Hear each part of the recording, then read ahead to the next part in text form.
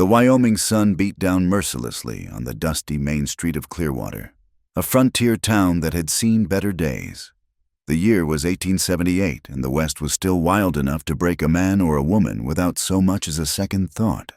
The saloon's bat-wing doors creaked in the hot wind, and somewhere a dog barked at shadows. Bo Edison stood at the edge of the crowd gathered outside Murphy's saloon, his weathered hat pulled low against the glare. At 32, he'd already lived more lives than most men twice his age. The war had taken his youth, a Confederate bullet had taken his smooth gait, and the frontier had taken whatever softness remained. Now he ran a small ranch 5 miles outside town, keeping to himself and his memories. He hadn't come to town for this spectacle. He'd come for supplies, flour, coffee, ammunition. But the commotion had drawn him like it had drawn every other soul within earshot. Through the gaps between shoulders and hats, he could see what the fuss was about. A woman stood on a makeshift platform, her chin raised despite the circumstances. They called her Tessa, though Bo doubted that was her given name. In the frontier, people shed names like snakeskin when the past got too heavy to carry. Her dark hair hung loose, scandalous by proper standards, and her dress, once blue, had faded to the color of distant mountains. But it was her eyes that held Bo's attention, gray as gunmetal and twice as dangerous. They swept over the crowd with a defiance that should have been beaten out of her by now. "Gentlemen," Murphy's voice boomed from beside the platform. The saloon owner was a greasy specimen who'd sell his own mother for a profit. "What we have here is a rare opportunity. This here's Tessa untamed, unbroken, but clever as a fox. She can read, write, and figure numbers better than most men. Just needs a firm hand to guide her." Bo's jaw tightened. The practice wasn't uncommon in these parts. Women with no family, no prospects, no protection ended up being auctioned for marriage or worse. The law turned a blind eye, and decent folk pretended it didn't happen in their town. "She's got spirit, I'll grant you that," Murphy continued, gesturing wildly. "Tried to run 3 times, but for the right man, she could be quite the asset. Strong back, quick mind. Starting bid at $50? The crowd stirred. A few men called out numbers, their intentions written plainly on their faces. Bo recognized most of them ranch hands who spent their pay on whiskey and cards, drifters who'd be gone by next season, men who saw women as possessions to be used and discarded. Tessa's eyes found his through the crowd. For a moment, their gazes locked, and Bo saw something flicker across her face, not hope exactly, but a sort of grim curiosity, as if she were cataloging him, filing him away in whatever mental ledger she kept of the men who'd decided her fate. "75, shouted Jake Rockefeller from the back. Bo knew him by reputation, a brute who went through hired help like kindling. His last housekeeper had left town with a broken arm and wouldn't say how she'd gotten it. 80. This from a traveling merchant whose wagon Bo had seen parked behind the saloon. The man's smile made Bo's skin crawl. The bidding climbed higher, 90, 100, 120. Bo shifted his weight, his bad leg protesting. He should leave. This wasn't his business. He had a ranch to run, fences to mend, cattle to tend. He didn't need complications, especially not in the form of a woman who looked like she'd knife a man in his sleep if given half a chance. 150 Rockefeller again, his voice slurred with drink. Tessa's hands, Bo noticed, were clenched so tight her knuckles had gone white, but her face remained impassive, that chin still raised in defiance. She wasn't going to give them the satisfaction of seeing her break. $200. The words were out before Bo could stop them. The crowd turned as one, surprised to hear from the quiet rancher who rarely spoke more than necessary. Murphy's eyes lit up with greed. Well, mister. Edison joins the bidding $200 from our decorated veteran. Rockefeller spat tobacco juice into the dust. $225. Bo stepped forward, his limp more pronounced than usual. $300. Cash. A murmur ran through the crowd. $300 was serious money enough to buy a good horse or make improvements to a homestead. Rockefeller's face darkened, but he shook his head. Even he wouldn't go higher for a woman, no matter how pretty or clever. "Sold," Murphy crowed before anyone could reconsider. "To Mr. Bo Edison for $300. The crowd began to disperse, some grumbling about the price, others speculating about what the reclusive rancher wanted with a wild woman. Bo ignored them all, limping toward the platform where Murphy was already counting imaginary profits. Up close, Tessa was smaller than she'd appeared from a distance, though her presence seemed to fill the space around her. Those gray eyes studied him with the wariness of a cornered animal. "Congratulations on your purchase, Mr. Edison," Murphy said, extending a grimy hand. "She's all yours. Got the papers right here." Bo ignored the offered handshake. "Give me the papers and unlock her chains." "Chains are extra insurance," Murphy explained with an oily smile. "She's a runner, like I said. Might want to keep them on until you get her home." "The key," Bo's voice was flat, brooking no argument. Murphy sighed dramatically, but produced a small key from his vest pocket. Bo took it and turned to Tessa, whose eyes had narrowed to suspicious slits. "I'm going to unlock these," he said quietly, speaking directly to her for the first time. "I'd appreciate it if you didn't run. It's 5 miles to my ranch, and the walk's hard enough without having to chase you through the desert." She said nothing, but something in her posture shifted a subtle relaxation of her shoulders, though her eyes remained wary. Bo knelt awkwardly, his bad leg protesting, and unlocked the shackles around her ankles. They fell away with a dull clank, revealing raw, reddened skin beneath. When he stood, Murphy was holding out a piece of paper. "Bill of sale. She's yours free and clear. No returns." Though he laughed at his own joke. Bo took the paper and, without looking at it, struck a match from his pocket and set it alight. Murphy gasped as the document curled into ash and drifted away on the wind. "What in blazes are you doing?" "Making things clear," Bo said. He turned to Tessa, whose eyes had widened slightly. "You're not property. Never were. Never will be. I've got a ranch that needs an extra pair of hands, room, board, and fair wages for fair work. You're free to leave any time after you've earned back the $300, call it a loan against future wages. That's it right with you." For the first time since he'd seen her, Tessa spoke. Her voice was hoarse from disuse, but carried an undertone of steel. "And if I say no, then you walk out of here right now, and I'm out $300. Bo shrugged. "Wouldn't be the worst investment I've lost." She studied him for a long moment, those gray eyes seeming to peer straight through to his soul. Whatever she saw there must have satisfied her because she gave a single, sharp nod. "I can work," she said simply. "Good." Bo turned and began walking toward the general store, his original errand still unfinished. After a moment, he heard her footsteps following, cautious, maintaining distance, but following nonetheless. Behind them, Murphy sputtered and cursed, but Bo paid him no mind. He had supplies to buy and a long ride ahead. The woman Tessa walked like someone who'd learned to be ready to fight or flee at a moment's notice. Her bare feet made little sound on the wooden sidewalk, and Bo made a mental note to stop at the mercantile for boots. Inside Carson's general store, the proprietor looked up with surprise. His eyes darted between Bo and Tessa, clearly bursting with questions but too polite or too wary of Bo to ask. "Need the usual supplies, Carson," Bo said, "and a pair of women's boots, sturdy ones." While Carson gathered the flour, coffee, beans, and ammunition, Bo noticed Tessa had drifted toward the shelves of fabric and notions. Her fingers hovered near a bolt of practical brown cloth, not quite touching, as if she'd been trained not to want things.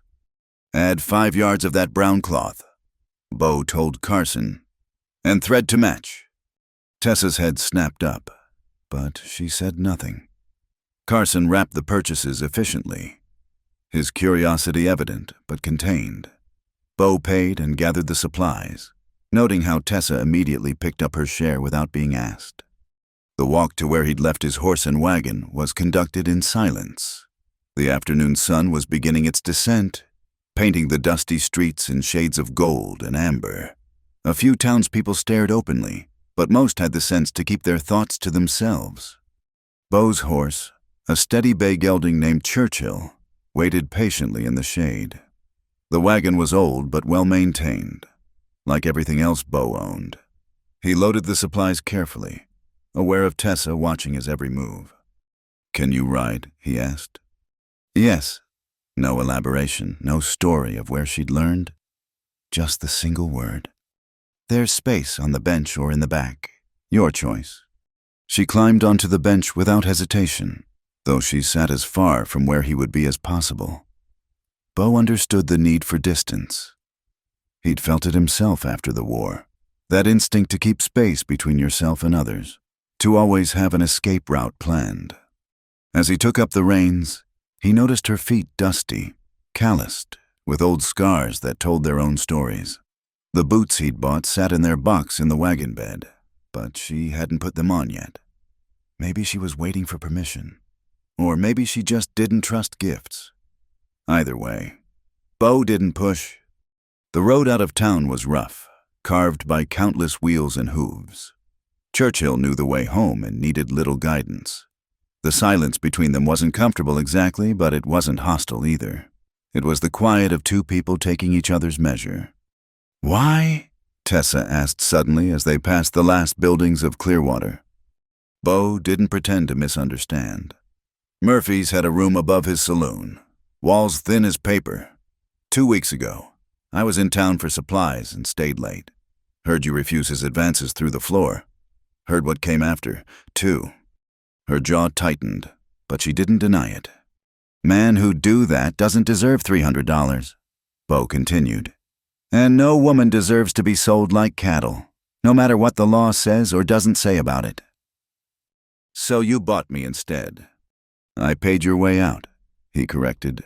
"There's a difference." She made a sound that might have been a laugh if it hadn't been so bitter. "Men always say there's a difference." "Maybe so." Beau kept his eyes on the road ahead. "Guess you'll have to judge for yourself."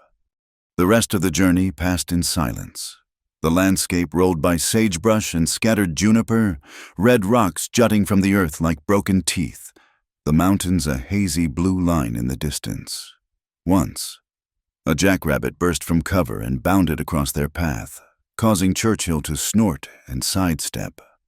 As they turned onto the narrow track that led to his ranch, Beau spoke again. "Place isn't much. Main house, barn. Couple of outbuildings. Got 30 head of cattle and a vegetable garden that's more weeds than vegetables. Well's good, though. Never run dry even in drought years." Tessa absorbed this information without comment. As they crested a small rise, the ranch came into view. It wasn't much. As he'd said, a modest wooden house with a covered porch, a barn that needed paint, a few corrals in decent repair. But smoke rose from the chimney, and lamplight glowed warm in the windows. It looked like what it was, a place where someone was trying to build something lasting. "Welcome to Wildflower Ridge," Beau said, surprising himself with the name. He'd never called it anything but the ranch before. But something about the way the setting sun caught the scattered wildflowers in the meadow below made the words feel right. Tessa's eyes swept over the property, taking in every detail, for the first time since he'd met her. Something in her face softened just a fraction. "It's quiet," she said, and the way she said it made it sound like the highest compliment she could give. Beau pulled the wagon up to the house and set the brake. "That it is," he agreed. "That it is." As they climbed down and began unloading supplies, neither of them noticed the way the evening light caught in Tessa's hair, or how Beau's limp seemed less pronounced when he had useful work to do. They didn't see the picture they made, two damaged souls beginning the careful dance of learning to exist in the same space. But the mountains saw, and the wind knew, and the wildflowers nodded their approval in the gentle breeze. Something new was beginning at Wildflower Ridge. fragile as spring grass but with the potential to grow strong and deep as the ancient pines. The first chapter of their story was written in dust and defiance. In $300 and a burned bill of sale, what came next would depend on trust earned in small moments, on respect given freely, and on the courage to believe that not all chains were made of iron. Some were made of fear, and those were the hardest to break. The first week passed in careful silence. Tessa had taken the small room at the back of the house, the one Beau's father had used for storage before the war. He'd cleared it out the first night, hauling boxes and old tools to the barn while she watched from the doorway, neither helping nor hindering, just observing with those storm-gray eyes. She worked without being asked. By the time Beau rose each morning early, before the sun painted the mountains, pink coffee was already brewing and biscuits were in the oven.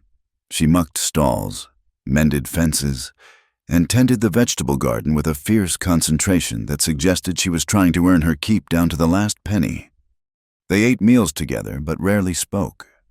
Beau wasn't a man given to idle chatter, and Tessa seemed to prefer the quiet. Sometimes he caught her staring out the window at the vast expanse of land, her expression unreadable.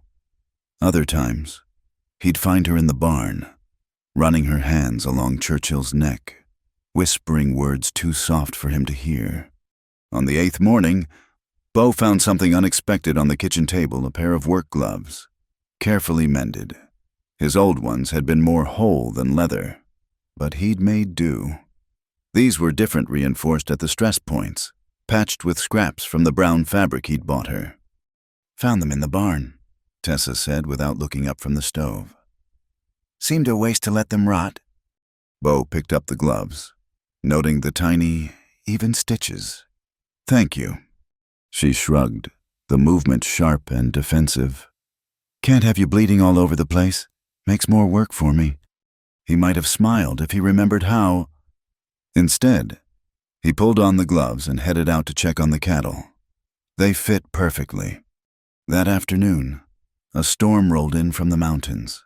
The sky turned the color of old pewter, and the wind picked up, sending dust devils dancing across the yard. Beau was in the barn, treating a calf's infected hoof, when the first fat drops began to fall. Within minutes, it was a downpour. Thunder crashed overhead, and lightning split the sky in jagged white lines. The cattle huddled together in the far pasture, and Beau made a mental note to drive them closer to shelter once the worst passed. He was heading back to the house when he saw Tessa.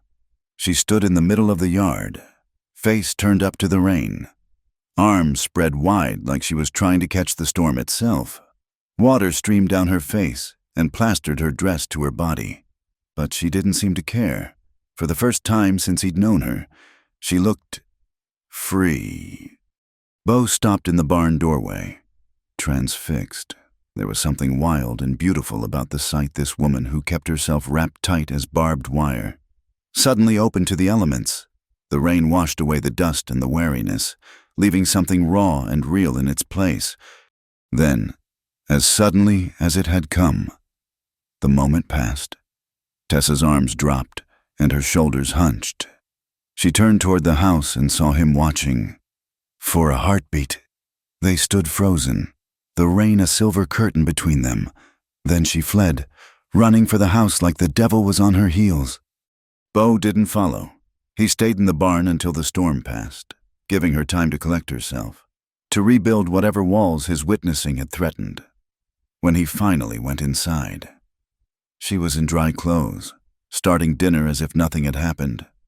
But something had shifted. The next morning, she actually met his eyes when she handed him his coffee. "Storm damage?" she asked.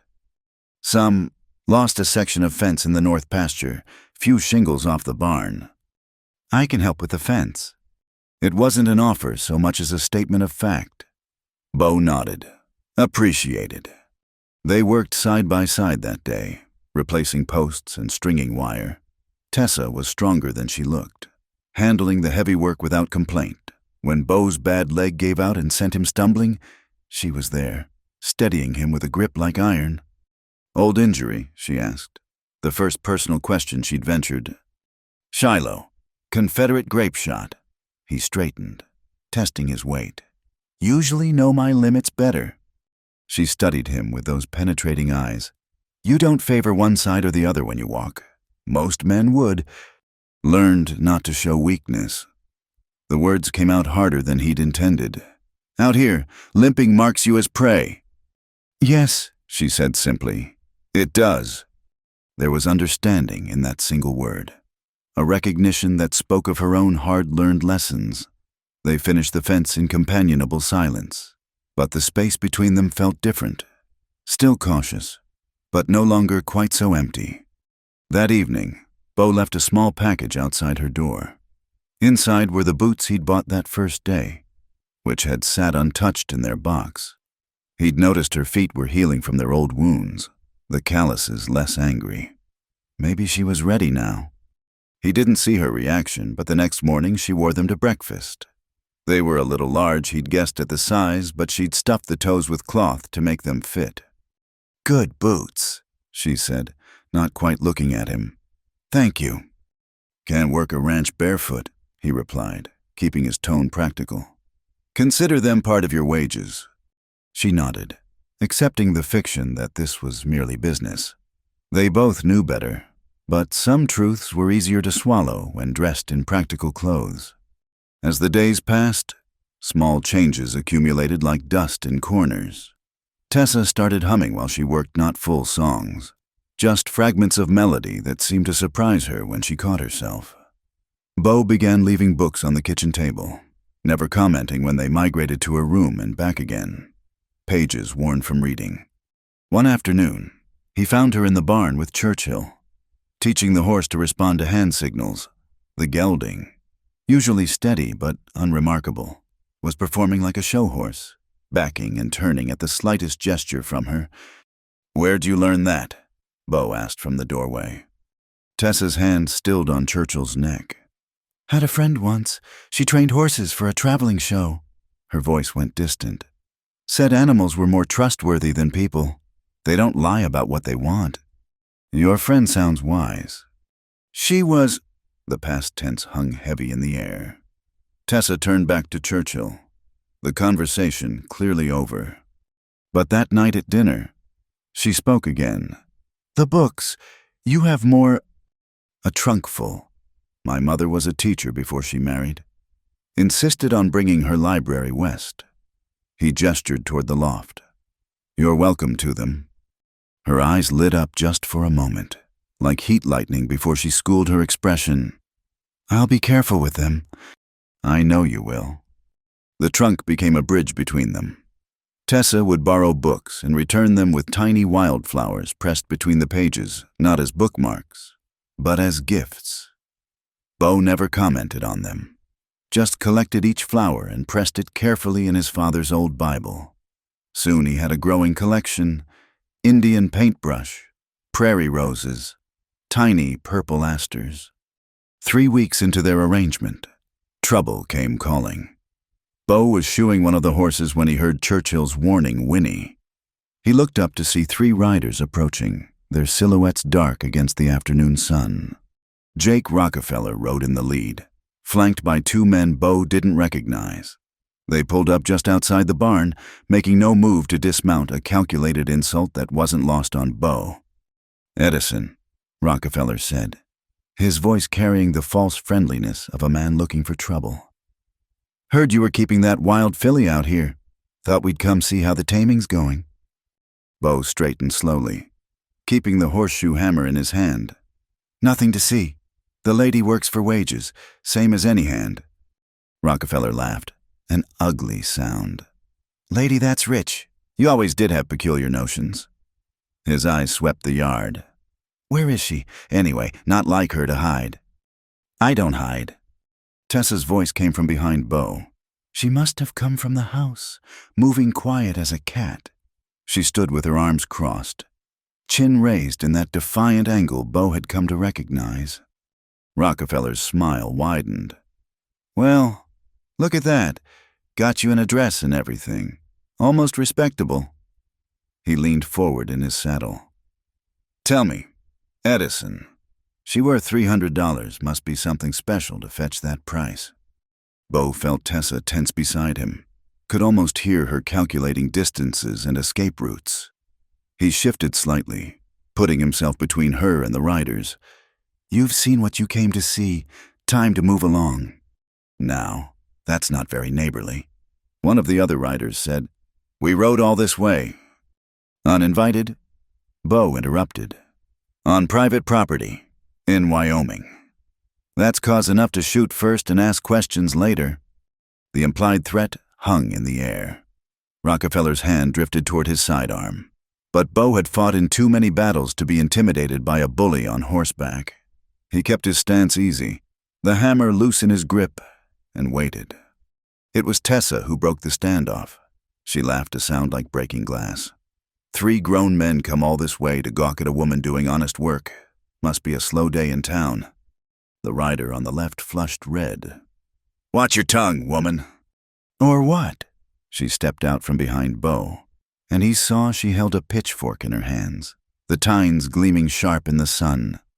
"You'll bid on me again, sorry, boys. Auction's over." For a moment, violence trembled in the air like heat shimmer. Then Rockefeller yanked his horse's head around.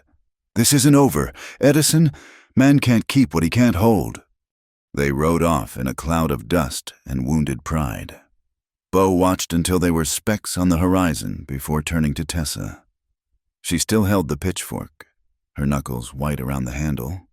"They'll be back," she said flatly. "Probably. I've brought trouble to your door." Bo took the pitchfork from her gently, noting how her hands shook now that the danger had passed. Trouble was already here. Men like Rockefeller don't need much excuse. She looked at him then, really looked at him, as if seeing something new. "Most men would blame me anyway." "I'm not most men." "No," she said slowly. "You're not." That night, she made apple pie with the last of the preserved fruit. They ate it on the porch as the sun set, watching the light fade from gold to purple to black. The silence between them had changed again, become something almost comfortable. "I won't run," Tessa said suddenly. "When they come back, I won't run." Bo considered his words carefully. Running's not always wrong. Sometimes it's the smartest thing to do. "Is that what you tell yourself about whatever you're running from?" The question cut deep, but there was no malice in it, just recognition from one runner to another. Bo set down his empty plate and gazed out at the darkening mountains. "I'm not running anymore," he said finally. "This place, it's where I stopped, where I decided to build instead of burn." Tessa was quiet for a long moment. Then, "Maybe that's what I'm doing too, stopping." The words hung between them like a promise, fragile as spun glass, but there nonetheless, inside the house. The clock chimed 9. And somewhere in the distance, a coyote called to its pack. But on the porch of the ranch house, 2 damaged souls sat in peaceful silence, each finding in the other something they'd thought lost forever. The possibility of home.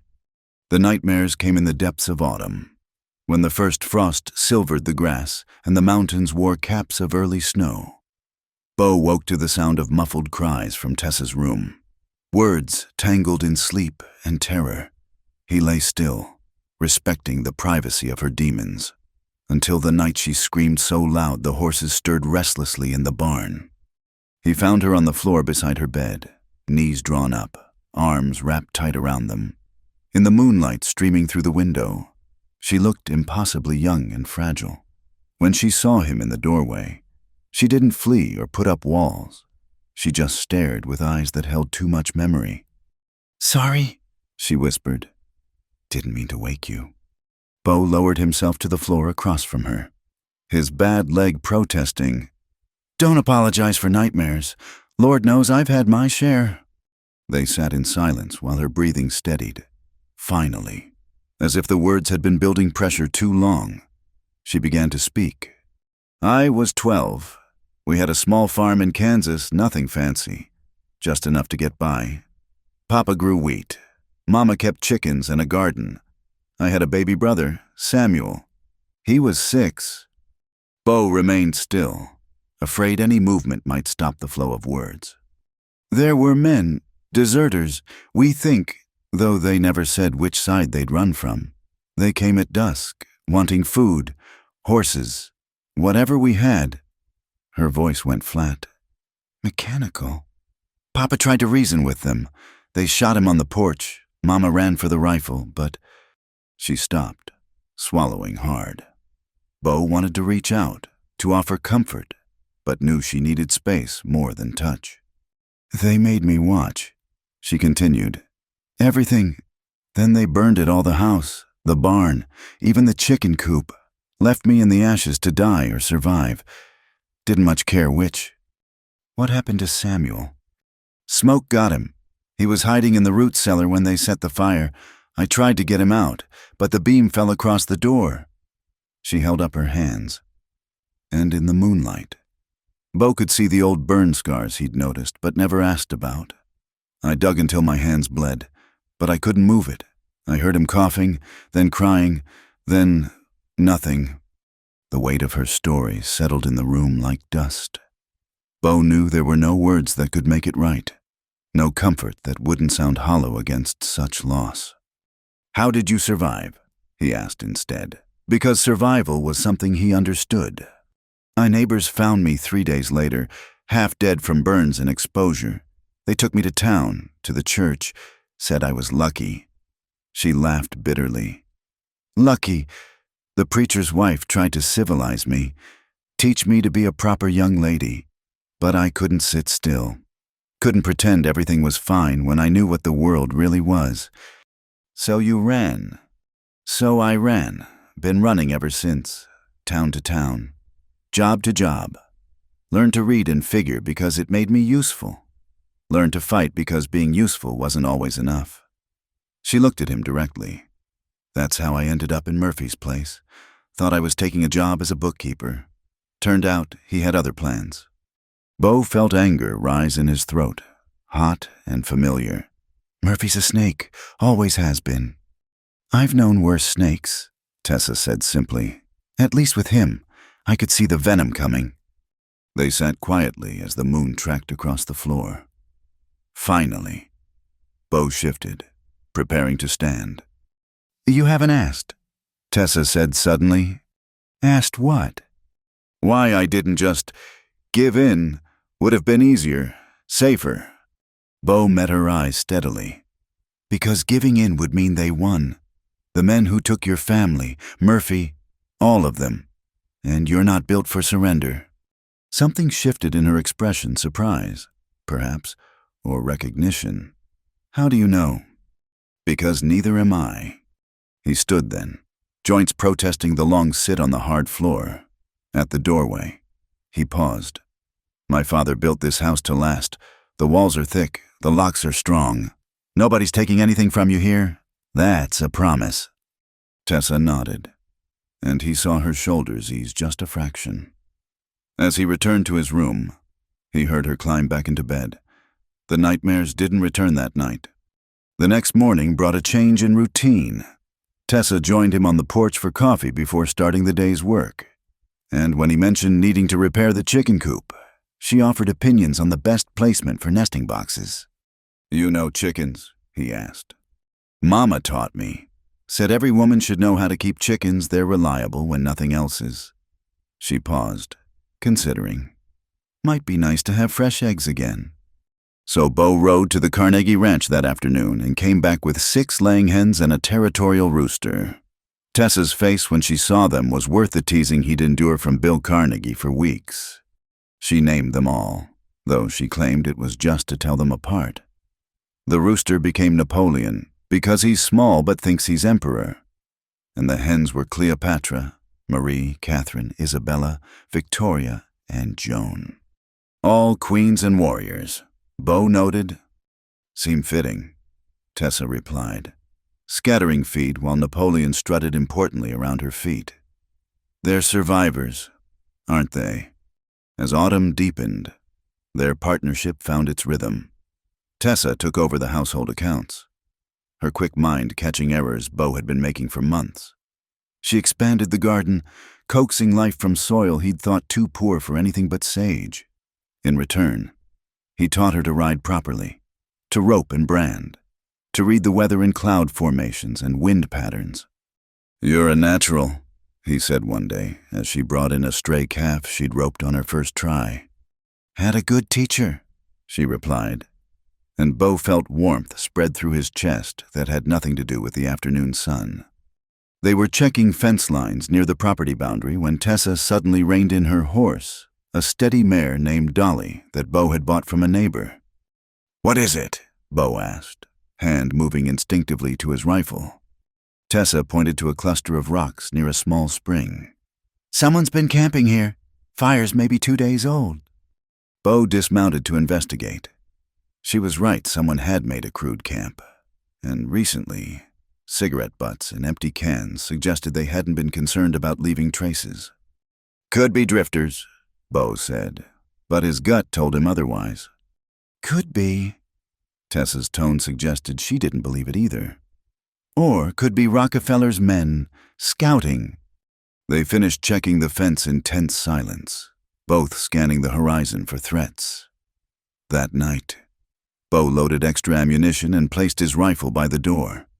Tessa noticed but said nothing, just checked the locks twice before bed. The attack came 3 nights later. Bo woke to Churchill's frantic neighing and the smell of smoke.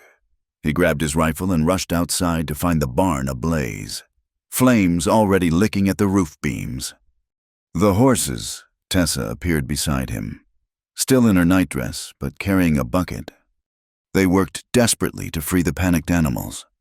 Bo kicked down stall doors while Tessa led horses to safety, her calm voice cutting through their terror. The heat was overwhelming, smoke thick as winter wool. They'd gotten all but one, a young gelding named Grant, who was trapped when a beam fell across his stall when Bo heard the shot. He spun to see Tessa fall, clutching her arm, blood seeping between her fingers. Well? Jake Rockefeller emerged from the shadows, 2 men flanking him. "Looks like we interrupted something. House fires are dangerous things. Sometimes people don't make it out." Bo moved to shield Tessa, rifle raised. "You've made a mistake, Rockefeller." "Have I way I see it. Your barn's burning, your woman's shot, and you're outnumbered 3-1. Seems like you're the one who made the mistake, keeping what wasn't yours." Behind him, Bo heard Tessa struggling to stand. "I'm nobody's to keep," she said through gritted teeth. Rockefeller laughed. "Still got that mouth on you. We'll see about that once Edison's out of the way." The standoff stretched taut as wire. Bo calculated angles, distances, chances. He might take 1, maybe 2, but not all 3 before they got him. And then Tessa would be alone. That's when Napoleon struck. The rooster, who must have escaped when they freed the horses, came out of nowhere in a fury of feathers and spurs. He went for the nearest gunman's face, wings beating, talons raking. The man screamed, dropping his weapon to protect his eyes. Bo didn't waste the opportunity. His first shot took the second gunman in the shoulder, spinning him around. He was delivering another round when Tessa's voice rang out. "Drop it, Rockefeller." She'd retrieved the fallen gun and had it trained on Rockefeller despite her wounded arm. Her hands were steady as stone. For a moment, Rockefeller considered his options. Then more hoofbeats thundered into the yard. Bill Carnegie and 3 of his hands rode in, rifles drawn, attracted by the fire's glow. "Evening, Jake," Carnegie said pleasantly. "Seems you're on the wrong property and committing arson, from the looks of it." Rockefeller's face twisted with rage, but he was beaten and knew it. "This isn't over," he snarled at Bo. "Yes," Bo said quietly. "It is. You come near my property or Miss Tessa again, they'll find you feeding the coyotes. That's not a threat, it's a promise." Carnegie and his men escorted Rockefeller and his wounded companions away. They'd see them to the sheriff, though Bo doubted much would come of it. Frontier justice was often more about balance than law. The barn was beyond saving. Bo and the Carnegie hands worked to keep the fire from spreading while Tessa sat on the porch, pressing a cloth to her arm. When the flames finally died to embers, Bo found her there. Napoleon perched protectively beside her. "Let me see," he said gently, kneeling beside her chair. The wound was a graze, painful but not serious. He cleaned and bandaged it with the same careful efficiency he'd learned tending wounded soldiers. Tessa watched his face while he worked. "You would have let them kill you," she said, "to protect me." "Yes." "Why?" Bo finished tying the bandage before answering. "Because some things are worth dying for, and some people are worth living for." She was quiet for a long moment. Then, "The barn's gone." "Barns can be rebuilt." "Grant didn't make it out." "No." Bo's throat tightened. "But you did. That's what matters." Tessa looked at him with those storm-gray eyes that had seen too much. "I've lost everything before. I know how to start over. But this—" She gestured at the smoldering ruins. "This was yours, your father's, and I brought destruction to it." Bo caught her uninjured hand in his, feeling the calluses from honest work, the strength in those small fingers. "You brought life to it. First time in years this place felt like more than just somewhere to hide. That's worth any barn." She didn't pull her hand away. "I was going to plant flowers there," she said, nodding toward the ruined structure. "Thought morning glories might look nice climbing the walls." "Then we'll build it back better," Bo said, "with a proper trellis for morning glories." Napoleon crowed suddenly, as if in agreement. "Despite everything." Tessa smiled a real smile that transformed her face from merely pretty to beautiful. "Brave little soldier," she murmured to the rooster. "Saved the day." "Remind me to get him extra corn," Bo said. "Hero deserves a reward." They sat together as dawn approached, hands linked, watching the last of the smoke rise into the lightening sky. The barn was gone, but something else had been forged in the fire, a bond tested by violence and found stronger than the flames. The man who called himself Thomas Whitfield arrived on a Tuesday morning, when the November sky hung low and gray as old pewter. Bo was working with Bill Carnegie in his hands to raise the frame of the new barn, the air ringing with hammer blows and good-natured ribbing. Tessa saw him first from where she was directing the placement of support beams. A lone rider on a bay horse, dressed too fine for ranch country black coat without a speck of dust, boots that gleamed like oil. Her instincts, honed by years of reading danger in small details, prickled to attention. "Company," she called to Bo, who was balanced on a crossbeam. Bo looked up, shading his eyes against the pale sun. The rider had stopped at the gate, making no move to dismount, uninvited, the gesture of a man who understood frontier etiquette, or wanted to appear to. "I'll see to it," Bo said, climbing down. But Tessa was already walking toward the gate, and something in her purposeful stride made him follow. "Good morning," the stranger called, touching his hat brim. He had the kind of face that inspired trust, open features, warm brown eyes, a ready smile. Tessa distrusted him immediately. "I'm looking for Mr. Bo Edison." "You've found him," Bo replied, stopping beside Tessa. "What can I do for you?" "Thomas Whitfield, from the First National Bank of Cheyenne." He produced a card from his vest pocket with a flourish. "I'm here about an opportunity that could significantly benefit your operation." Carnegie and his men had stopped working to watch. Strangers claiming to represent banks weren't common in these parts and rarely brought good news. "I'm listening," Bo said carefully. Whitfield's smile widened. "Perhaps we could speak privately. What I have to discuss involves financial matters that might be sensitive." Tessa felt Bo tense beside her. Like most ranchers, he carried debt for seed, equipment, the lumber now being shaped into a new barn. The wrong word from a banker could mean ruin. "Whatever you have to say can be said here," Bo replied. "These are my neighbors. We don't keep secrets." "Admirable." Whitfield said smoothly. Very well. The bank has recently acquired significant holdings in railroad development. We're looking for strategic partnerships with established ranchers along the proposed routes. Your property, Mr. Edison, sits directly in the path of progress. He produced a leather portfolio, extracting a map marked with red lines. The Northern Pacific extension will pass within 2 miles of your boundary. Do you understand what that means? That I'll be listening to train whistles at all hours, Bo said dryly. Whitfield laughed as if Bo had made the finest joke. It means your land values will triple overnight. Cattle can be shipped directly to eastern markets. A water stop here could bring commerce, growth, prosperity. And what does the bank want from me? Partnership, Mr. Edison. A small adjustment to your property line, ceding the eastern section for rail access in exchange for shares in the railway company and preferential shipping rates. Whitfield produced a sheaf of papers. The contracts are quite standard. Tessa stepped forward, her movement subtle but deliberate. May I? Whitfield's eyes flicked to her, a brief flash of annoyance crossing his features before the smile reasserted itself. I'm sorry, Miss, but these are complex legal documents. Then it's fortunate I can read complex legal documents. Tessa interrupted sweetly. Mr. Edison employs me to manage his accounts. I'm sure you understand the value of thorough review. She held out her hand for the papers.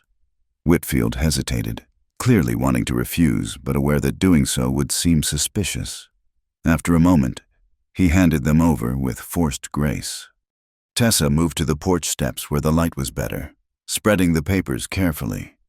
Bo watched her eyes move across the text, saw them narrow at certain passages.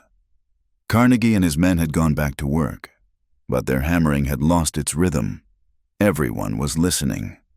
Interesting terms, Tessa said finally, particularly Section 4, subsection C, which addresses mineral rights. Whitfield supplied helpfully, standard protection for the railroad's interests. Standard?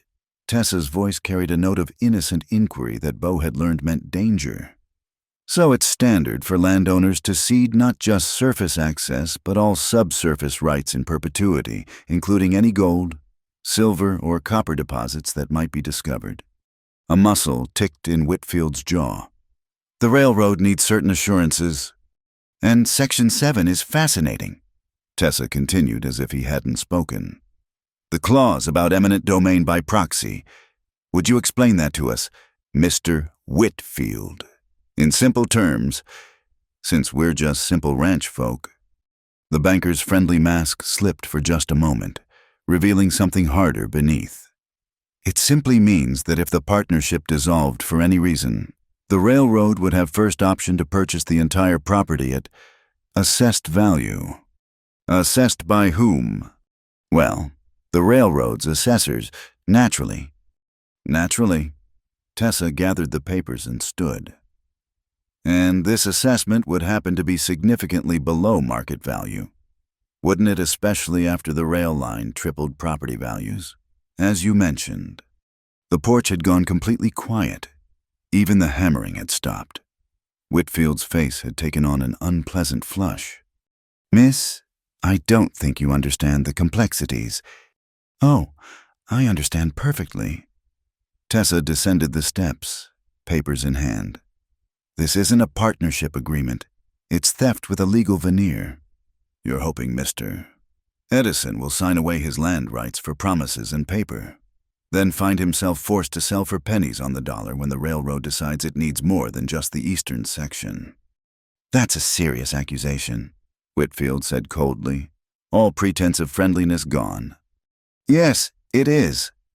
Tessa handed the papers back to him. And here's another. I don't believe you represent First National Bank of Cheyenne at all. Your cardstock is wrong too thin. The bank's seal is slightly off-center. And most telling, you referred to the Northern Pacific extension. Anyone actually involved with the railroad would know they abandoned that route 3 months ago in favor of a southern pass. The silence stretched taut as a bowstring. Whitfield's hand drifted toward his coat. but stopped when he noticed Carnegie's men had all found reasons to be holding hammers or standing near their rifles. "I think you should leave," Bo said quietly. "Now." Whitfield's face contorted with rage. "You're making a mistake. Edison. You and your whore." The word was barely out before Bo's fist connected with Whitfield's jaw, sending him sprawling in the dust. The banker scrambled to his feet, spitting blood and dirt. "The name's Miss Tessa," Bo said, flexing his fingers. "You do well to remember that." Whitfield stumbled to his horse, hauling himself into the saddle with none of his earlier grace. "This isn't over," he snarled. "You have no idea who you're dealing with." "Neither do you," Tessa replied calmly. "But you're welcome to find out." They watched him ride away, dust rising in his wake like smoke. When he was out of sight, Carnegie let out a low whistle. "Well, Miss Tessa, remind me never to try to cheat at cards with you." The men laughed, tension breaking like a fever. But Tessa remained focused on the horizon, her expression thoughtful. "He'll be back," she said to Bo. "Men like that don't take humiliation well." "How did you know?" Bo asked. "About the railroad route." A ghost of a smile touched her lips. "I read your newspapers. Every one. Knowledge is armor out here." She turned to him, her expression serious. "But there's more. The way he sat his horse, the calluses on his hands, or rather, the lack of them.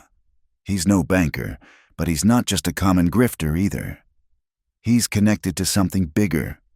That night, after Carnegie and his men had gone home and the skeleton of the new barn stood stark against the stars, Tessa and Bo sat by the fire going through his papers, land deeds, tax records, correspondence. "Here," Tessa said suddenly, pointing to a letter. "This inquiry from 6 months ago about grazing rights, the handwriting's different, but the phrasing, it's the same peculiar formality Whitfield used." Bo studied the letter, seeing what she meant. "They've been planning this for a while." "The question is, why your land specifically?" Tessa spread the survey map on the table, tracing the property lines with her finger. "You're not the largest ranch, not the best positioned for theoretical rail access." She stopped, finger hovering over the eastern section, the exact area Whitfield had wanted. "Bo, what's out there?" "Scrub mostly, rocky soil, not good for much. My father never ran cattle there." He paused, remembering. Though he did used to say the rocks had an odd color, almost blue-green in certain light. Tessa's eyes widened. "Copper. They think you might be sitting on copper deposits." The pieces fell into place with an almost audible click. The railroad story was just cover someone had done surveys, maybe spotted signs of ore, and was trying to steal the land before Bo realized what he had. "We need to be careful," Tessa said. "If they're willing to go this far." A sound outside cut her off the creak of a board on the newly repaired porch. Bo was moving before the echo faded, rifle in hand. But when he yanked open the door, there was no one there, only a paper tucked under a rock. The message was brief. "Last chance. Sign the papers Whitfield left behind. Leave them at the old mill by noon tomorrow, or lose everything." "Subtle?" Tessa said, reading over his shoulder. Bo crumpled the paper. "They really think I'd cave to anonymous threats." "No," Tessa said slowly. "They're counting on you not to. This feels like misdirection. Make us focus on the mill while they do something else." She was right, as usual. The next morning, while Bo made a show of riding toward the old mill with Carnegie and some men, Tessa stayed behind with her rifle and Napoleon for company. She was feeding the chickens when she spotted movement near the eastern boundary. 3 men with surveying equipment, clearly believing the ranch was undefended. She didn't confront them directly. Instead, she noted their faces, their equipment, the rock samples they collected. When they left, she followed at a distance, careful to stay downwind and out of sight. They led her to a camp 5 miles away where Whitfield waited with more men too many for her to handle alone. But she'd seen enough. The surveying equipment was professional grade, the kind mining companies used, and one of the men had carelessly left a letter near the fire correspondence from something called the Anaconda Copper Company. She made it back to the ranch before Bo returned and was calmly making bread when he rode in. "Anything?" he asked. "Oh, yes." She dusted flour from her hands. "We're about to have a copper war on our hands. The question is, do we fight it or use it?" That evening, they laid plans. Not for battle, both had seen enough violence, but for something cleverer. If Anaconda wanted the land for copper, they'd have to deal honestly or not at all. "We need a lawyer," Bo said. "A good one." "And an ass-sayer," Tessa added, "to confirm what's really there, plus witnesses, documentation, maybe a newspaper interested in David versus Goliath stories." Bo looked at her across the table, lamplight catching the determination in her eyes. "You're enjoying this?" "Maybe a little," she admitted. "It's been a while since I could fight something with paper instead of bullets. Feels cleaner. You know they won't give up easy. Companies like Anaconda have deep pockets and long memories. Then we'd better make sure our position is unassailable." She smiled, and it was sharp as a blade. "Good thing you have someone who reads complex legal documents." Over the next days, they worked tirelessly. Bo reached out to contacts from his army days, men who'd become lawyers, journalists, even a judge. Tessa documented everything meticulously, creating a paper trail that would be hard to dispute. The turning point came when old Samuel Morse himself, yes, the telegraph inventor, now in his 70s and wintering in Denver, took an interest in their case. He'd been following stories of corporate overreach in the West and saw in Bo and Tessa's stand something worth supporting. Progress shouldn't come at the cost of justice, he told them when he visited, bringing with him a sharp young lawyer named Oliver Holmes. And these copper barons need to learn they can't simply take what they want. The legal battle was swift but decisive. Holmes found numerous irregularities in Anaconda's attempts to claim the land, while Morse's influence brought newspaper attention that the company hadn't anticipated. Within 2 weeks, Whitfield, whose real name turned out to be Cole Younger, a known associate of various unsavory enterprises, was arrested for fraud. But the victory felt hollow when Bo and Tessa stood on their land, looking east toward the rocky ground that had caused so much trouble. "We could mine it," Bo said. "The copper's there, confirmed by 3 different assayers. Could make us wealthy beyond imagining." Tessa bent and picked up a piece of the blue-green rock, turning it in her fingers. "Is that what you want, wealth beyond imagining?" Bo thought about it, then shook his head. "I want to raise cattle, plant crops, build something that lasts. Maybe—" He hesitated, then forged ahead. "Maybe raise a family someday." She looked at him sharply, something unreadable in her expression. "A family requires more than one person. Bo." "I know." The words hung between them, heavy with possibility. Tessa set the rock down gently, like she was making a decision. "Then we leave it in the ground," she said. "Let the earth keep its secrets. We have enough." That night, as they filed away the last of the legal papers, Tessa found something that made her laugh, a document Holmes had drawn up as a precaution. "What is it?" Bo asked. She showed him articles of business partnership between Bo Edison and Tessa Lincoln. She'd chosen the surname herself, saying if she was going to pick a name, might as well pick a good one. Equal partners in all ranch operations and decisions. "When did you have him draw this up?" Bo asked. "The day after Whitfield's visit. Seemed prudent to establish my legal standing." She paused. "Unless you object." Bo signed the document without hesitation. "Can't think of a better partner." As he handed it back, their fingers brushed. This time, neither pulled away. Outside, an owl called across the darkness, and the new barn stood solid against the star-filled sky. Tomorrow would bring new challenges it always did in the frontier, but tonight they had won something more valuable than copper. They had proven that together, they were more formidable than either could be alone, and in the vast wilderness of Wyoming, That was worth more than all the ore hidden in the hills. Spring came late that year, winter clinging to the mountains with stubborn fingers of frost.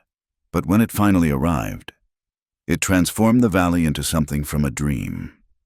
Wildflowers carpeted the meadows, Indian paintbrush, lupine, and prairie roses, and the air hummed with the industry of bees and the songs of returned birds. Tessa stood on the porch one morning, coffee cooling in her hands, watching the sunrise paint the mountains gold. She'd been at Wildflower Ridge for 6 months now, and the woman who'd stood on that auction platform seemed like a stranger from another life. Her hands, once clenched in perpetual defense, now moved with purpose and growing peace. The nightmares still came, but less frequently, and when they did, she no longer woke alone with her terror. "You're up early," Bo said, joining her with his own cup. It had become their ritual, these quiet mornings before the day's work began. "The seeds came in yesterday," she said, nodding toward the package on the porch rail. "From that catalog company in Philadelphia.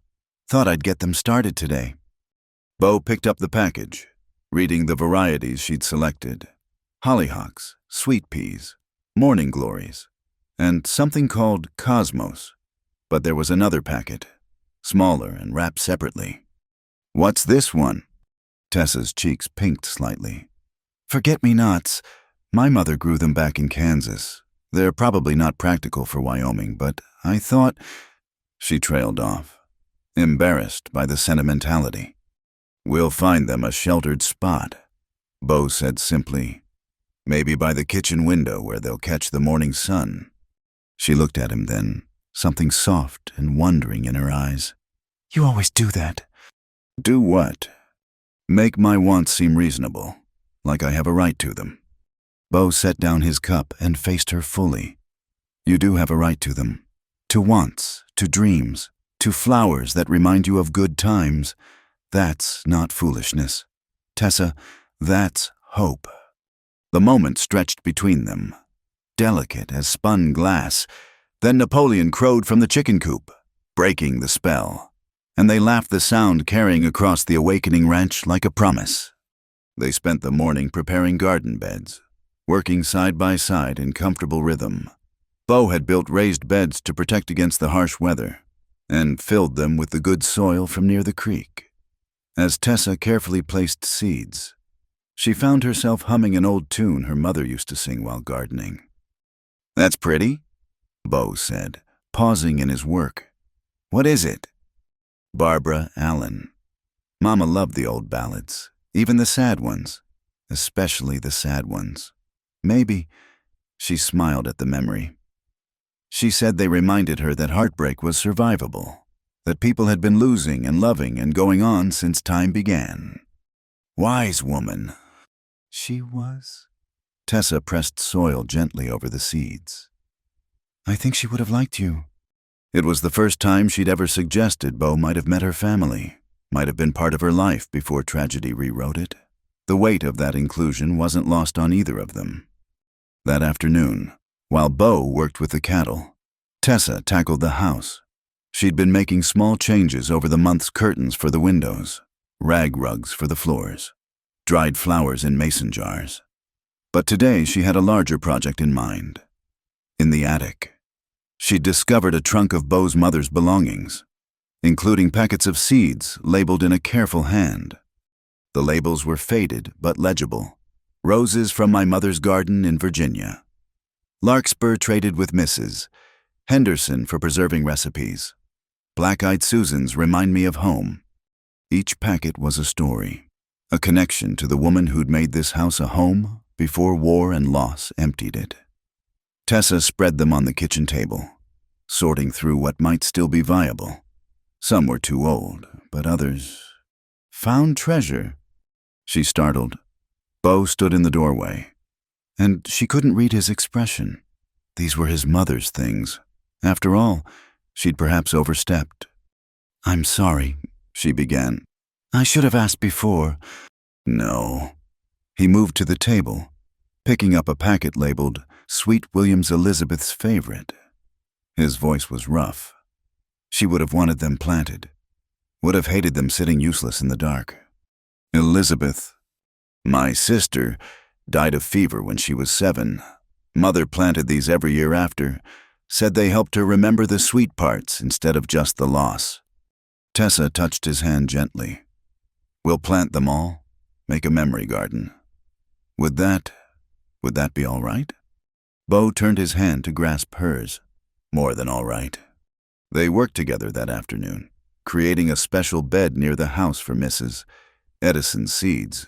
Some might grow, some might not, but the planting itself felt like a blessing, a bridge between past and future. As the sun lowered, painting long shadows across the land, Beau disappeared into the barn. He returned carrying something wrapped in burlap. Been meaning to give you this, he said, unwrapping a wooden box, beautifully carved with vines and flowers. Was my mother's seed box. Figured if anyone should have it.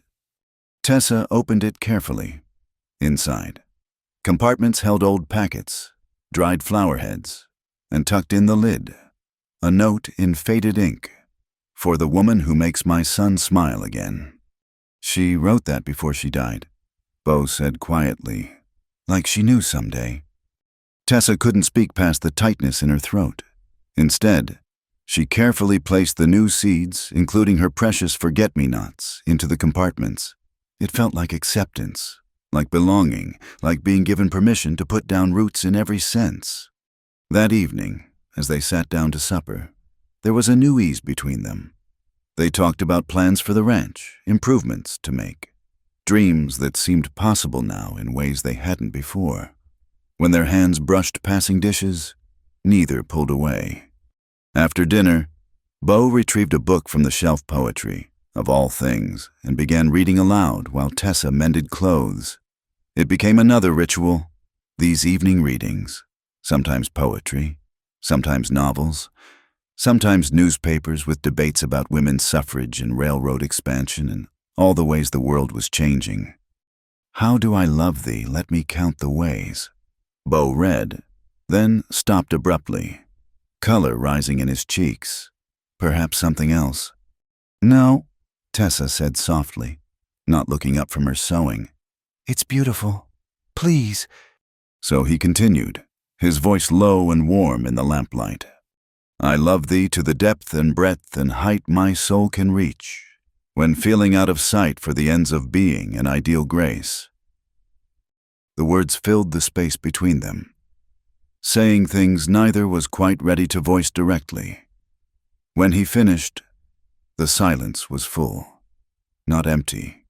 Later, as Tessa prepared for bed, she found herself standing before the small mirror in her room. The woman looking back had sun-kissed skin, calloused hands, and eyes that no longer held that hunted look. She was becoming someone new, not the farmer's daughter from Kansas, not the wild woman from the auction block, but something else entirely. Someone who planted gardens and kept chickens and worked beside a good man as an equal partner. Someone who was learning to hope. The next morning brought an unexpected test of that hope. Tessa was collecting eggs when she heard horses approaching, several of them. Her hand went automatically to the rifle she'd learned to keep nearby. But Beau was already moving to intercept the visitors. 3 women rode up to the gate, dressed in traveling clothes, but with the confident seat of those raised to the saddle. Tessa recognized the lead rider, Mrs. Carnegie, Bill's wife, but the others were strangers. Morning, Beau, Mrs. Carnegie called. Hope you don't mind an unannounced visit. These ladies were most insistent on meeting the woman who faced down Anaconda Copper with nothing but wit and paper. The woman to her left, elegant despite the dust of travel, smiled warmly. Helen Whitman, she introduced herself. I write for the Denver Post. Women's interest stories. They call them, though I'd argue surviving corporate theft attempts interests everyone. The third woman, younger and dressed in divided skirts that marked her as either very progressive or slightly scandalous, grinned. Susan Anthony, and yes, before you ask, that Susan Anthony is my aunt. She sends her regards and wants to know if Miss Tessa might be interested in speaking at a suffrage meeting. Tessa felt the ground shift beneath her feet. She'd grown comfortable in her small world with Beau. But this attention, expectations, the possibility of a larger stage awakened old fears. I only did what needed doing. She managed. Exactly, Helen said, dismounting with practiced ease. Do you know how rare that is? A woman standing up to powerful men, using intelligence and courage instead of masculine protection. You're a symbol, Miss Tessa, whether you meant to be or not. Beau moved closer to Tessa, not touching but present, solid. Miss Tessa values her privacy, he said mildly, and we have work to do. But Susan had already spotted the garden beds, the new plantings. Oh, you're creating something beautiful here, may we see, And somehow Tessa found herself leading a tour, the women exclaiming over her practical innovations, the raised beds. The water collection system Beau had helped her design, the way she'd integrated flowers with vegetables for both beauty and pest control. This is what I should be writing about, Helen said, producing a small notebook. Not just the dramatic confrontation, but this building something lasting, making a home in the wilderness. Do you mind if I sketch the layout? As the morning progressed, Tessa's wariness eased. These women weren't here to gawk or judge. They were genuinely interested in her ideas, her methods, her plans. When Susan mentioned her aunt's work with women's rights, Tessa found herself asking questions, thinking about larger implications. The vote's just the beginning. Susan explained over coffee and the apple cake Tessa had made that morning. It's about women owning property, controlling their own wages, having a say in the laws that govern them. What you're doing here working as an equal partner, that's the future we're fighting for. Mrs. Carnegie, who'd been quieter than the others, finally spoke. I'll be honest, Miss Tessa, when Bill told me Beau had bought you from that auction, I was prepared to ride over here with my shotgun if needed. But watching you two, she smiled. It gives me hope that men and women can work together as true partners, respecting each other's strengths. After they left with promises to return and invitations to visit Denver, Tessa stood in her garden, feeling overwhelmed. You all right? Beau asked, joining her among the newly planted rows. They want me to be something I'm not sure I am, she said. A symbol, a speaker. I'm just a woman who survived the worst life could throw at her and chose to build something beautiful anyway, Beau suggested. Just someone who stands up to bullies and plants flowers and makes the best apple cake in Wyoming. Despite her turmoil, Tessa laughed. The cake is your mother's recipe, made better by your hands. He grew serious. You don't have to be their symbol if you don't want, but don't sell yourself short either. What you are, who you are, that's already more than enough. That night, Tessa couldn't sleep. She stood by her window, looking out at the garden beds, barely visible in the moonlight. Tomorrow or the next day, tiny green shoots would appear. Life insisting on itself despite harsh soil and unpredictable weather. Maybe that was all any of them were doing, insisting on life, on hope, on the possibility of beauty even in hard places. A soft knock at her door interrupted her thoughts. Tessa, you all right? She opened the door to find Beau, concern written on his face. Couldn't sleep, she admitted. Want some company just to talk, he added quickly. They ended up on the porch, wrapped in blankets against the cool night air. The stars spread above them like scattered seeds, infinite with possibility. When I was in that auction, Tessa said suddenly, I'd given up. Not on surviving, I'm too stubborn for that, but on living, on wanting things, on believing I deserved anything good. Beau waited, understanding this was something she needed to say. Then you burned that bill of sale, and something inside me started to thaw, like ground after a long winter. She pulled the blanket tighter. Those women today, they see someone brave, but most days I still feel like that scared girl in Murphy's saloon. Courage isn't the absence of fear, Beau said quietly. It's acting despite it. And you? Tessa Lincoln, are the most courageous person I know." She turned to look at him in the starlight. "When did you start calling me Tessa Lincoln in your head instead of just Tessa?" "The day you signed our partnership papers. Seemed like if you were choosing who to be, I should honor that choice. And if I chose to be something else, someone else?" The question hung in the air like a held breath. Bo met her eyes steadily. "Then I'd honor that too. Your choice. Always." Tessa felt something shift in her chest, like the last piece of ice breaking free in a spring river. "I've been thinking about what those women said, about partners, about building something together that neither could build alone. And I think—" She paused, gathering courage. "I think I'd like to plant more than just flowers here. I'd like to plant a future, but that's not something I can do alone." Bo's hand found hers under the blanket. "Good thing you're not alone, then." They sat in silence, hands linked, watching the stars wheel overhead. In the garden, seeds lay dormant in the dark earth, waiting for the right combination of warmth and water to begin their transformation.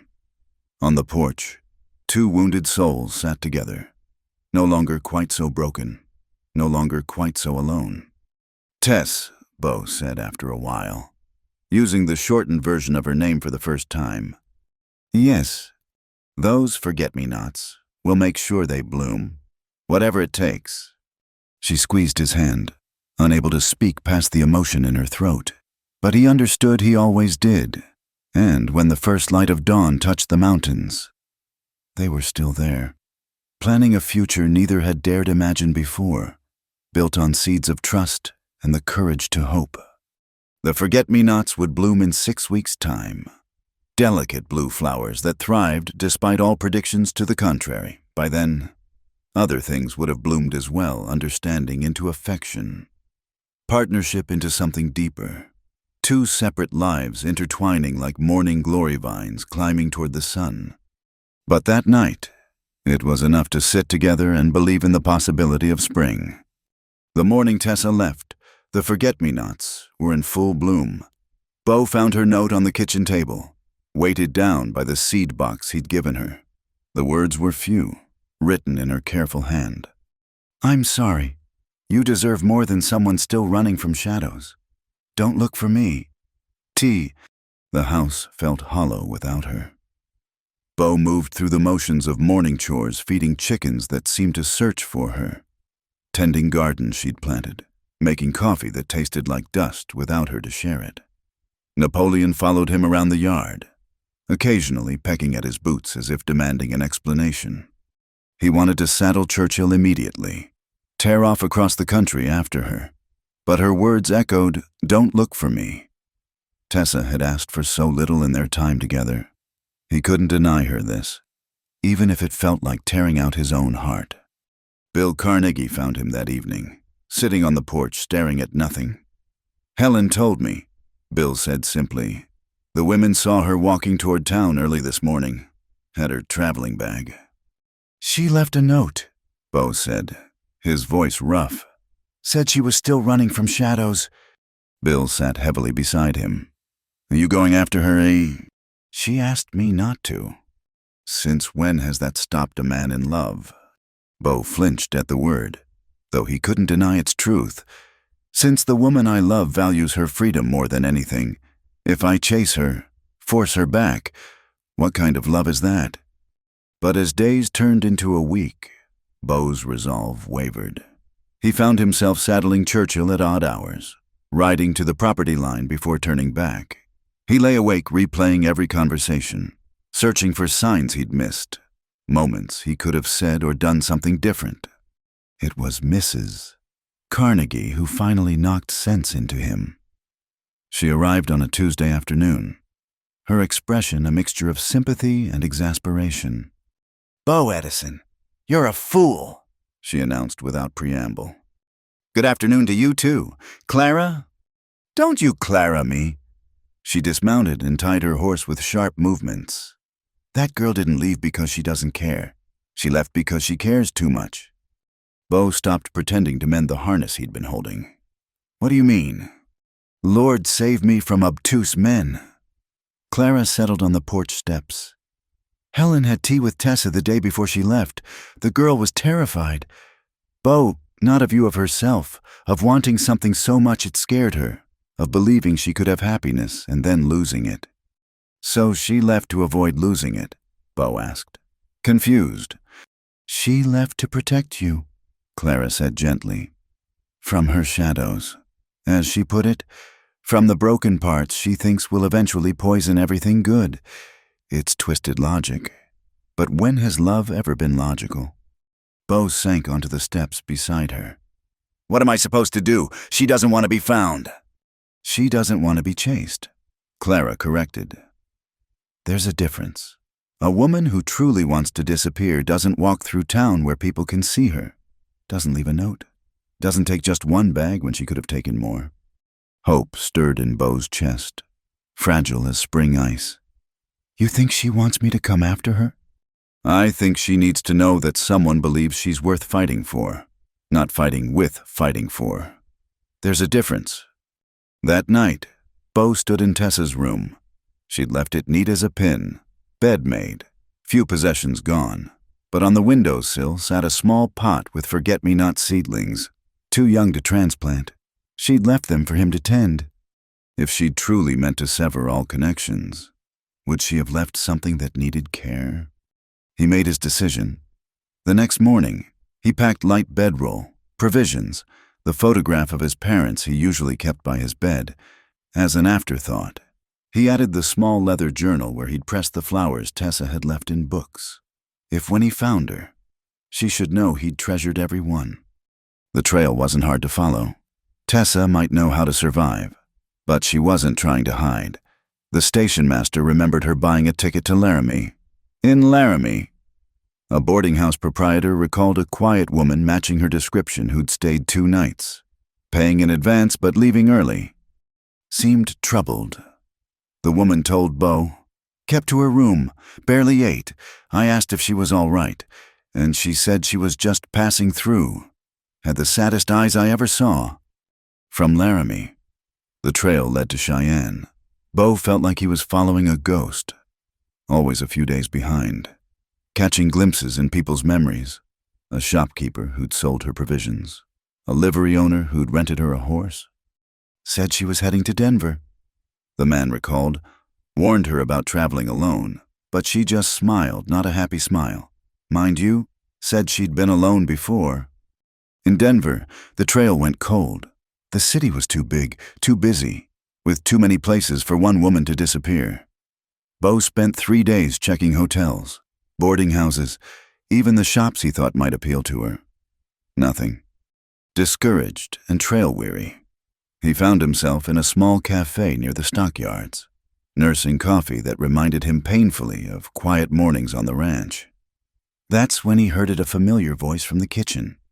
No, Mrs. Alcott. The accounts don't balance because you're entering the flour purchase twice. See here? Bo's heart stopped. He rose, moving toward the kitchen door, and there she was. Tessa, her hair pinned up severely, wearing a plain gray dress, showing the elderly cafe owner something in a ledger. She looked thinner, shadows under her eyes, but it was unmistakably her. She glanced up at his movement and froze.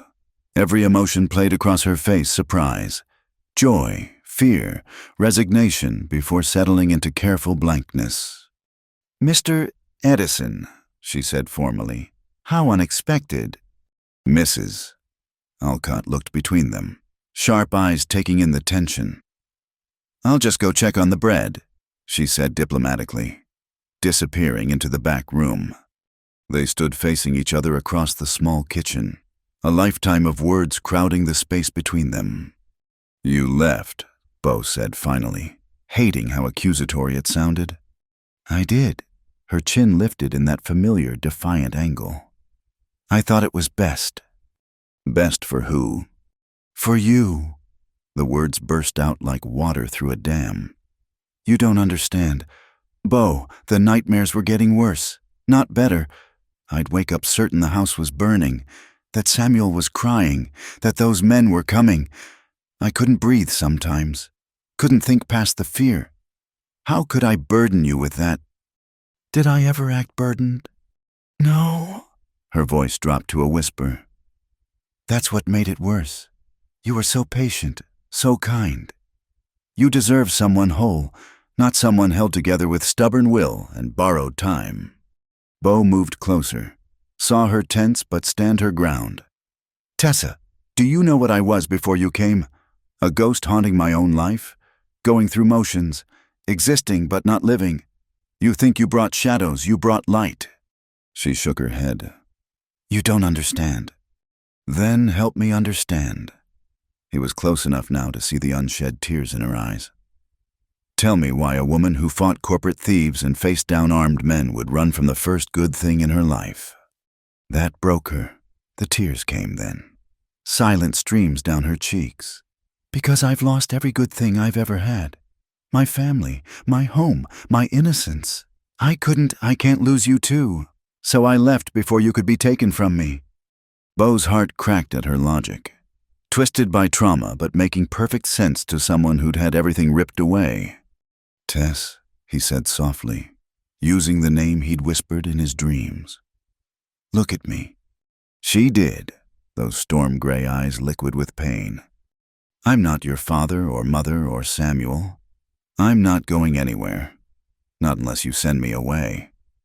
And even then I'll just end up in some cafe in Denver, hoping for glimpses of you over coffee. A sound escaped her, half laugh, half sob. I'm not worth this. Bo, the chase, the grand gestures. I'm just a damaged woman who doesn't even know who she really is. I know who you are. He pulled the journal from his coat, opened it to show the pressed flowers. You're the woman who leaves beauty in unexpected places, who stands up to bullies and tends chickens and makes gardens bloom in impossible soil. You're my partner, in every way that matters. Tessa stared at the flowers, touching one gently. You kept them. Every one, just like I've kept every moment, every smile, every time you trusted me with a piece of your story. He set the journal on the counter. I have something else. From his shirt pocket, he withdrew a small item wrapped in cloth. Inside was an ivory hair comb, delicately carved with forget-me-nots. It was my mother's, he said. One of the few things she brought from Virginia. I've been carrying it for a week, working up the courage to give it to you. Not as a chain or a claim, but as a promise that you'll always have a home, whether you choose to share it with me or not. Tessa's hands trembled as she took the comb. Bo. I also brought this. He pulled out a folded paper, their partnership agreement, the one she'd signed as Tessa Lincoln. If you're staying in Denver, we should dissolve this properly. Make sure you get your share of the ranch's value. You've more than earned it. You do that, just let me go. If that's what you truly want, yes, your choice. Always. But I had to try. Tess, had to let you know that running from shadows doesn't work when the shadows are inside us. Believe me, I tried for years. He stepped back, giving her space. The only thing that works is facing them with someone who understands. Someone who has their own shadows but chooses to stand with you anyway. Tessa clutched the comb and the papers, visibly struggling. Finally, she whispered, I'm scared. So am I, Bo admitted. Terrified, actually, of saying the wrong thing, of not being enough, of losing you again. But I'm more scared of a life without you in it. Mrs. Alcott chose that moment to bustle back in. Sorry to interrupt, but the lunch crowd's coming. She looked at Tessa with motherly concern. Dear, why don't you take the afternoon? You've been working yourself to the bone anyway. Tessa nodded numbly. Thank you, Mrs. Alcott. And you, the older woman pointed at Bo. Whatever you did to put that look on her face, you'd better fix it. Outside, Denver bustled around them cowboys driving cattle, ladies shopping, the whole loud chaos of a growing city. But Bo only had eyes for Tessa, who stood uncertainly on the sidewalk. Walk with me, he asked. They ended up in a small park, sitting on a bench under a cottonwood tree. For a while. Neither spoke. Then Tessa said, "I dream about Samuel sometimes. Not the nightmares, good dreams. Him chasing butterflies, stealing cookies, laughing at Papa's silly jokes. I wake up happy for a moment before I remember." That sounds like a blessing, not a curse. That's what makes it hurt. She turned the ivory comb over in her hands. If I let myself be happy with you, really happy, and then something happens, then you'll grieve, Bo said simply, and survive, and go on, just like you did before. Only this time, you won't be alone. You make it sound simple. Not simple, just possible.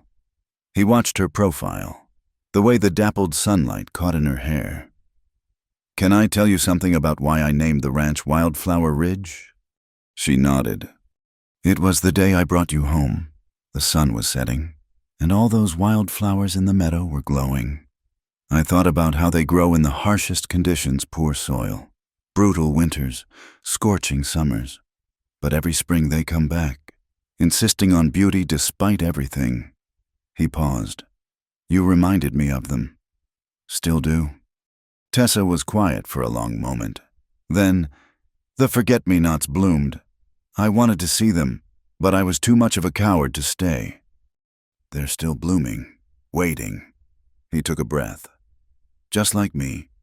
She looked at him then, really looked at him, and he saw the moment she made her choice. It was in the squaring of her shoulders, the lift of her chin, the way her fingers stilled on the comb. I'm not good at this, she said, at trusting, at staying, at believing in happy endings. Neither am I, Bo admitted. But maybe we can learn together. I'll have bad days, nightmares, times when the shadows feel too heavy. And I'll be there. Not to fix them, I know I can't. But to sit with you until they pass. What if I need to run again? Then we'll run together. See some new country. But we'll always come back to Wildflower Ridge. Because that's home. Tessa stood abruptly, pacing to the edge of the path and back. Bo waited, recognizing the internal war she was fighting. Finally, she stopped in front of him. I don't know how to love without fear, she said bluntly, but I know I love you. Have since the day you taught Churchill hand signals just to make me smile. It terrifies me. Bo stood slowly, his heart hammering. I love you too, Tess. Have since you stood in my kitchen that first morning, making coffee like you'd always belonged there. So what do? We go home, he said simply. We tend our gardens. We raise cattle and chickens. We face the shadows when they come and celebrate the light when it shines. We build something together that neither of us could build alone. And if I get scared again, then we'll face that too, together. He held out his hand. Partners. She looked at his extended hand, then at the partnership papers still clutched in her other hand. With a sudden decision, she tore the papers in half, then quarters, letting the pieces scatter on the Denver wind. Partners, she agreed, taking his hand. The journey back to Wildflower Ridge took 3 days. They rode side by side, sometimes talking, sometimes quiet, relearning each other's rhythms. When they camped at night, Tessa told him more about her weeks away, the fear that had driven her, the loneliness that had followed, the moment in the cafe when she'd realized running hadn't made the pain less, only different. I kept seeing things I wanted to show you, she admitted. A hawk circling, a particularly stubborn weed growing through boardwalk cracks. The way the sunrise looked different in the city, it was like missing a limb. On the last night before home, camped by a stream under a canopy of stars, Bo gave her the ivory comb again. This time, she let him help her pin it in her hair. There, he said softly. Beautiful. It's just a comb, Bo. No, he corrected. You're beautiful. The comb's just lucky to be along for the ride. She kissed him then, under the vast Wyoming sky, and it was like coming home familiar and new, tender and fierce, a promise and a benediction all at once. When Wildflower Ridge came into view the next afternoon, Tessa made a small sound, half gasp, half sob. The gardens were thriving, explosions of color against the austere landscape. The forget-me-nots had spread, creating a blue carpet beneath the kitchen window. "You kept it all going," she whispered. "I had help. Bill and Clara, some of the hands. Even Napoleon did his part, though mostly he just terrorized anyone who tried to collect eggs." Beau paused. "They'll be glad you're back, especially Napoleon. He's been insufferable." As if summoned, the rooster came strutting around the corner of the house. He stopped dead at the sight of Tessa, then rushed forward with a crow that sounded suspiciously like welcome. "Hello, you ridiculous bird," Tessa said, laughing through tears as Napoleon pranced around her skirts. "Did you miss me?" The reunion with the other animals was equally enthusiastic. The hens clustered around her feet. Churchill nickered from the pasture. Even the barn cat emerged to wind around her ankles. It was, Beau thought, like the whole ranch had been holding its breath and could finally exhale. That evening, as they sat on the porch watching the sunset paint the mountains, Tessa leaned against Beau's shoulder. "I'm still scared," she admitted. "I know. But I'm more scared of a life without this, without you." Beau pressed a kiss to her temple. "Then we'll be scared together. Seems fitting two people who've seen the worst, choosing to believe in the best." "When you put it like that, it almost sounds sensible." "Well, we can't have that. What would the neighbors think?" She laughed, the sound carrying across the ranch like a blessing. In the garden, the flowers nodded in the evening breeze, the tough native plants and the tender cultivated ones growing together. Proof that beauty could thrive in even the harshest ground with care, patience, and the courage to put down roots. Summer came to Wildflower Ridge like a blessing, painting the valley in shades of gold and green. The drought that threatened other ranches seemed to pass them by. Their well ran deep and true, and the creek that bordered their property maintained its flow. Tessa's gardens flourished, becoming a riot of color that could be seen from the main road. They worked side by side through the long days, falling into rhythms that felt both new and ancient. Beau taught Tessa to read the signs of weather in cloud formations and wind patterns. She taught him patience with growing things, how to coax life from stubborn soil. In the evenings, they sat on the porch, sometimes reading aloud, sometimes just watching the stars emerge like scattered seeds across the darkening sky. The change in how the town viewed them came gradually. At first, there were whispers the wild woman was back, living openly with Edison now. But as weeks turned to months, and Tessa and Beau continued their quiet life of hard work and mutual respect, the whispers faded. When they came to town for supplies, people nodded respectfully. When Tessa advised other women on gardening or accounting, they listened. "You've become respectable," Clara Carnegie teased one afternoon, visiting for tea and to see the gardens. "How does it feel?" "Strange," Tessa admitted, pouring tea from her mother's china, one of the few things she'd allowed herself to buy with her earnings. "I spent so long being the outsider, I hardly know what to do with belonging." "You wear it well," Clara said warmly. "Both of you do. I haven't seen Beau this settled since before the war." It was true. The haunted look had faded from Beau's eyes, replaced by something that might have been contentment. He smiled more, laughed at Tessa's dry observations, even hummed sometimes while working. The limp that had defined his gait for so long seemed less pronounced, as if happiness had eased old pains. But the greatest test came in early August, when a drought finally began to threaten even their deep well. Other ranchers were already selling off cattle they couldn't water. Fear crept back into Tessa's eyes as she watched the sky for clouds that wouldn't come. One evening, as they sat down to a dinner made meager by rationing, Beau reached across the table to take her hand. "We'll manage," he said firmly. "We've survived worse than dry weather." "The Whitman Ranch already gave up," Tessa said, "and they had 3 wells." "The Whitman Ranch didn't have you planning their water usage down to the last drop," Beau countered, or gardens arranged to capture every bit of moisture. We're not them. Still, the worry lingered. When a wolf pack took 2 calves in 3 nights, drawn by the scent of weakened animals, Tessa's old fears resurfaced. She found herself checking locks obsessively, startling at shadows.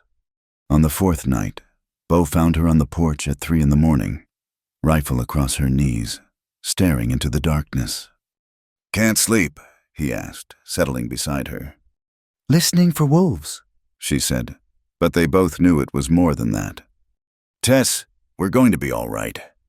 "That's what my father said." Right before, she stopped, shaking her head. "I'm sorry, I know this isn't the same." "No need to apologize for fear. It's what we do with it that matters." He was quiet for a moment. "What would help right now? What would make you feel safer?"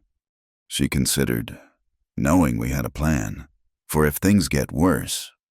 "Then let's make one." They spent the rest of the night planning contingencies, which cattle to sell if needed, what supplies to stock, how to reinforce the chicken coop against predators. By dawn, Tessa's shoulders had relaxed, the rifle set aside. "Thank you," she said as the sun painted the mountains pink, "for not telling me I was being foolish." "Nothing foolish about preparing for hard times," Bo said. "That's just good sense." Their preparation proved wise. The drought deepened, and with it came other troubles. Desperate men driven from failed farms turned to theft. The Carnegies lost 20 head of cattle in a night raid. The new minister's wife had her garden stripped bare. But Wildflower Ridge stood strong. Their planning paid off. They had water enough for their reduced herd, vegetables preserved from Tessa's efficient gardening, and neighbors who watched out for them as they watched out for others. It was Tessa who suggested sharing their surplus vegetables with struggling families in town. "We have enough," she said simply when Bo expressed concern about their own reserves, "and hungry children don't care about old gossip." So they loaded the wagon with carrots, potatoes, turnips, and the last of the summer squash. The reception in town was mixed. At first pride ran deep, and accepting charity from the formerly wild woman stung for some. But hunger won over pride, and gradually, people began to see Tessa differently. "Bless you, Miss Tessa," said Mrs. Franklin, whose husband had broken his leg and couldn't work. "My little ones were getting mighty thin." "Just neighbors helping neighbors," Tessa replied, uncomfortable with gratitude but learning to accept it. The turning point came during the harvest dance, a tradition even drought couldn't kill. Bo and Tessa attended, though she was nervous about such public exposure. "What if they don't want us there?" she asked as they approached the decorated barn. "Then we'll dance in the street," Bo said, offering his arm. "But I doubt it'll come to that." He was right. While a few matrons sniffed and turned away, most of the town greeted them warmly. When the fiddler struck up a reel, Bo led Tessa onto the floor despite his limp, and they danced with more enthusiasm than grace. "You're terrible at this." Tessa laughed as he stepped on her foot for the 3rd time. "But enthusiastic," he countered, spinning her awkwardly. "That has to count for something." It was during a break for cider that Mayor Roosevelt approached them. Theodore was new to the position, young and eager to prove himself, with ideas about progress that some found alarming. "Miss Lincoln, Mr. Edison," he said formally. "I wonder if I might have a word." They followed him to a quieter corner, Tessa's hand tightening on Bo's arm. "I'll be direct," Theodore said. "The town council has been discussing the drought and its effects. Your generous sharing of produce hasn't gone unnoticed, nor has your success in maintaining your gardens despite the conditions." "We've been fortunate," Tessa said carefully. "Fortune favors the prepared," Theodore countered, "which is why I'm here. We'd like to hire you officially as an advisor to help other families establish drought-resistant gardens. The pay wouldn't be much, but—" "Yes," Tessa said before he could finish, then blushed at her eagerness. "I mean, I'd be honored to help." Theodore smiled. "Excellent. And Mr. Edison, we could use your expertise on water management as well.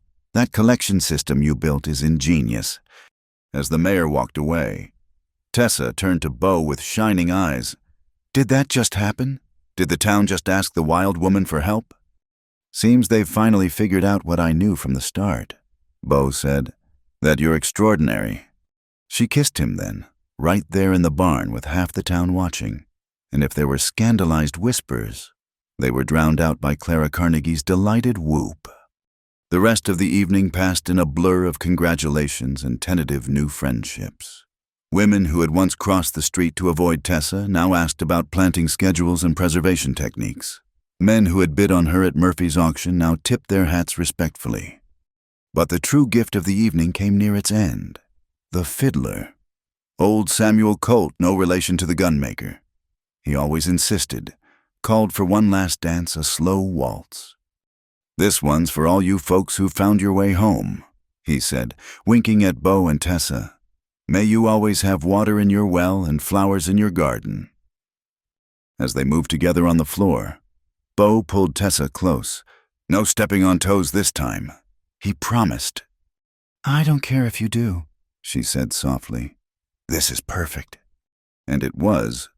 Not because the drought had broken or their troubles were over, neither was true, but because two people who had thought themselves too damaged for happiness had found a way to build something beautiful together.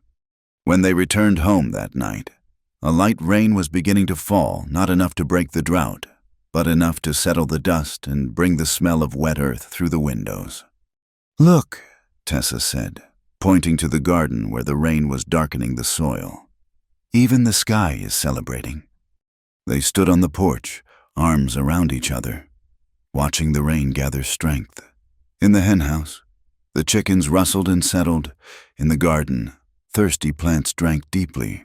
And in the house that had become a home, two souls who had learned to weather storms together faced the future with something that felt very much like hope. "What are you thinking?" Bo asked as Tessa leaned into his warmth. "That a year ago, I was property to be sold. Now I'm a respected member of the community with a job and a purpose and—" She paused, looking up at him. "And a partner who sees me as I really am. And how do you see yourself now?" She considered. "Like one of those wildflowers. Tough enough to survive the worst, but finally in the right soil to bloom." "That's beautiful, Tess. You know what else is beautiful?" She grinned suddenly, the lamplight from inside catching the mischief in her eyes. "The look on Mrs. Henderson's face when I kissed you in front of everyone." Bo laughed, the sound rolling across the rain-sweetened air. "She'll be talking about that for months." "Good," Tessa said firmly. "Let them talk. Let them see that the wild woman and the wounded soldier made something worth talking about." As the rain intensified, they retreated inside.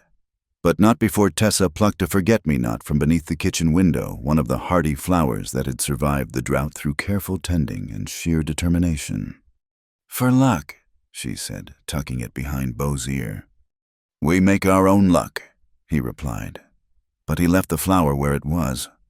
That night, as rain drummed on the roof and filled the cisterns, as the earth drank deeply and promised tomorrow's growth, Bo and Tessa sat by their fire, planning the classes she would teach and the future they would build. The drought would break eventually, it always did. And when it passed, Wildflower Ridge would still be standing, its gardens would still be blooming, and its owners would still be choosing each other, every day, against all odds. The town would remember the harvest dance of 1878, not for the rain that finally came, but for the moment when their wild woman became their teacher, their wounded soldier became their water expert, and love proved stronger than any drought. The morning of their wedding dawned clear and bright, with the kind of crisp autumn air that made the mountains seem close enough to touch. Wildflower Ridge had never looked better. The barn stood proud and new. The gardens were rich with late harvest, and wildflowers bloomed in defiant patches across the meadows. Tessa stood before the mirror in her room, wearing her mother's wedding dress that Clara Carnegie had helped her alter. The ivory fabric, yellowed with age but still beautiful, fit as if it had been waiting for this moment. In her hair, she wore Beau's mother's forget-me-not comb, and at her throat, a simple cameo that had belonged to her grandmother, one of the few treasures that had survived the fire. You look radiant, Clara said from the doorway. Beau won't know what hit him. I'm nervous, Tessa admitted, smoothing the skirt with trembling hands. Not about marrying him that feels as natural as breathing, but standing up in front of all those people.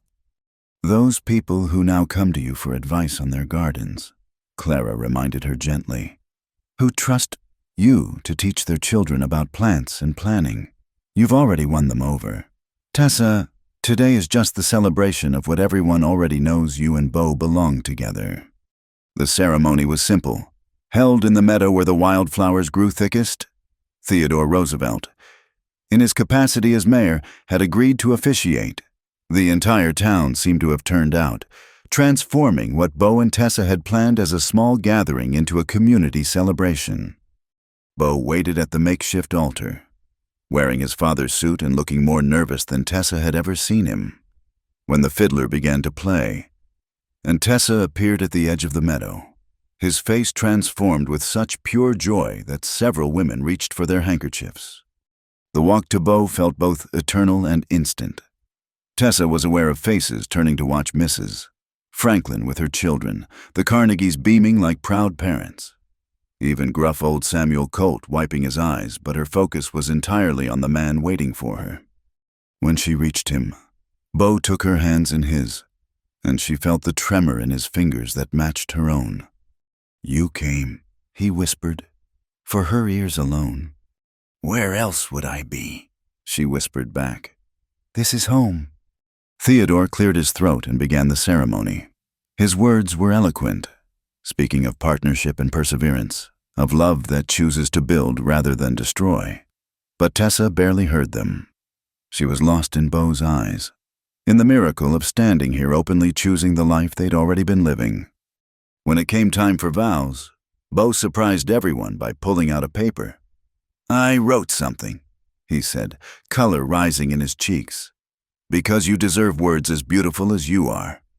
He cleared his throat and began, Tessa, you came into my life like those wildflowers out there, unexpected, resilient, and bringing color to places I thought would always be gray. You've taught me that broken doesn't mean worthless, that scared doesn't mean weak, and that love isn't about possession but about choosing to stand together against whatever comes. I promise to be your partner in all things, to respect your independence while cherishing our togetherness, and to never take for granted the gift of your trust. You are not mine to keep, but mine to love, and I will spend every day earning that privilege. There wasn't a dry eye in the meadow. Tessa had to swallow twice before she could speak her own vows. Beau, she began, her voice stronger than she'd expected. You saw me at my lowest point and offered not ownership, but opportunity. You gave me space to heal, work to restore my dignity, and patience while I learned to trust again. You've shown me that home isn't just a place, but a person who accepts all of you, the shadows and the light. I promise to build our life with the same care I tend our gardens, to face our storms as we've faced all others together, and to choose you every morning just as surely as the sun chooses to rise. You are my anchor and my freedom, my safety and my adventure. I love you beyond words, but I'll spend a lifetime trying to show you how much. Theodore's voice was rough with emotion as he pronounced them husband and wife. You may kiss your bride, Mr. Edison. Beau cupped Tessa's face gently, thumbs brushing away the tears she hadn't realized were falling. Hello, Mrs. Edison, he murmured. Hello, Mr. Edison, she replied. And then he was kissing her, and the crowd was cheering. And somewhere Napoleon crowed his approval. The celebration that followed was unlike anything Wildflower Ridge had seen. Long tables groaned under the weight of dishes everyone had contributed. The fiddler played until his fingers ached, and dancing continued until stars filled the sky. Even those who had once whispered about the wild woman and the damaged soldier now raised their glasses in genuine celebration. As the evening wore on, Bo found a moment to pull Tessa aside. "I have something for you," he said, leading her to the porch where a package waited.